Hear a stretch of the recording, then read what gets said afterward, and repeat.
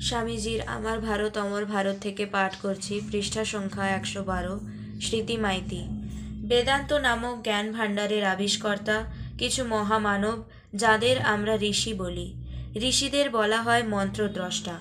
তারা যেন এক একটি চিন্তাকে দর্শন করেছেন, কিন্তু এরকম কখনো নয় যে ওই চিন্তাগুলি তাঁদের নিজস্ব সৃষ্টি।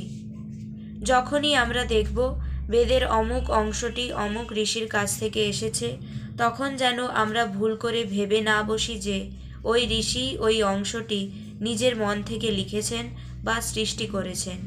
ওই চিন্তাটি জগতে অনাদিকাল থেকেই ছিল। ঋষি সেটিকে দর্শন করেছেন, আবিষ্কার করেছেন মাত্র। ঋষিরা আধ্যাত্মিক সত্যের আবিষ্কর্তা। জয় স্বামীজি। স্বামী বিবেকানন্দ জীবন ও বাণী থেকে পাঠ করছি রনি মান্না, একাদশ শ্রেণী, পৃষ্ঠা সংখ্যা 93। কোনো বিষয় সত্য কি অসত্য জানিতে হইলে তাহার অব্যর্থ পরীক্ষা এই, উহা তোমাকে শারীরিক, মানসিক বা আধ্যাত্মিকভাবে দুর্বল করে কি না। যদি করে, তবে তাহা বিষপথ পরিহার করো। উহাতে প্রাণ নাই, উহা কখনো সত্য হইতে পারে না। জয় স্বামীজি। স্বামীজির আমার ভারত অমর ভারত থেকে পাঠ করছি অঙ্কুশ্রী শাসমল, দশম শ্রেণী, পৃষ্ঠা সংখ্যা 24। বর্তমান হিন্দু সমাজ তৈরি শুধু আধ্যাত্মিক মানুষদের জন্য। অন্য সবাইকে এই সমাজ নির্দয়ভাবে মেরে ফেলে। তা হবে কেন? যারা সাংসারিক অসার বিষয় একটু আধটু ভোগ করতে চায়, তারা কোথায় যাবে? আমাদের ধর্ম যেমন উত্তম, মধ্যম, অধম সব রকম অধিকারীকেই গ্রহণ করে থাকে। আমাদের সমাজেরও উচিত উচ্চ নীচ ভাবাপন্ন সকলকে গ্রহণ করা। এর উপায়, প্রথমে আমাদেরকে ধর্মের প্রকৃত তত্ত্ব বুঝতে হবে, পরে সামাজিক বিষয়ে তাকে লাগাতে হবে। ধীরে কিন্তু নিশ্চিতভাবে এই কাজ করতে হবে। জয় স্বামীজি। স্বামীজির আমার ভারত অমর ভারত থেকে পাঠ করছি সুহৃদ সামন্ত, দশম শ্রেণী, পৃষ্ঠা সংখ্যা 147। কারুর উৎসাহ ভঙ্গ করতে নাই, বিরুদ্ধ সমালোচনা একেবারে ত্যাগ করবে। যতদূর ভালো বোধ হয় সকলকে সাহায্য করবে, যেখানটা ভালো না বোধ হয় ধীরে বুঝিয়ে দিবে। পরস্পরকে বিরুদ্ধভাবে সমালোচনা করাই সকল সর্বনাশের মূল। দল ভাঙবার ওইটি মূল মন্ত্র। ও কি জানে, সে কি জানে, তুই আবার কি করবি, আর তার সঙ্গে ওই একটু মুচকে হাসি, ওইগুলো হচ্ছে ঝগড়া বিবাদের মূল সূত্র। জয় স্বামীজি।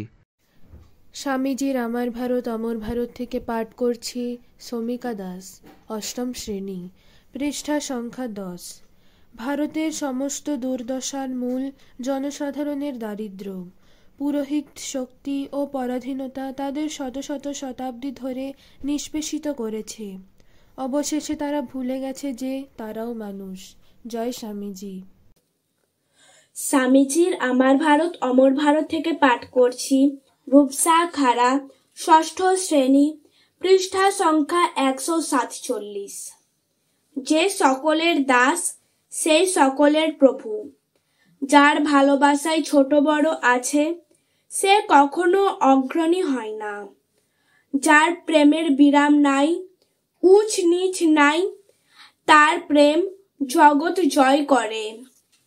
জয় স্বামীজি।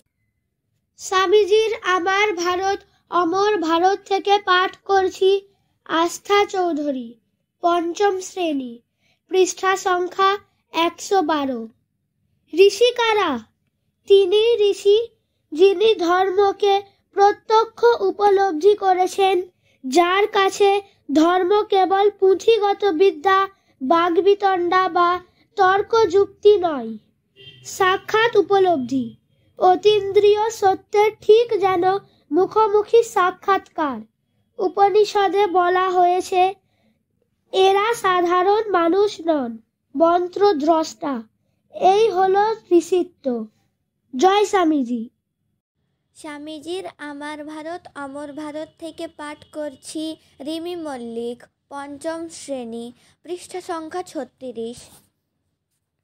আমাদের সবচেয়ে বেশি দরকার নিজের উপর বিশ্বাসী হওয়া, এমনকি ভগবানে বিশ্বাস করারও আগে সবাইকে আত্মবিশ্বাসী হতে হবে।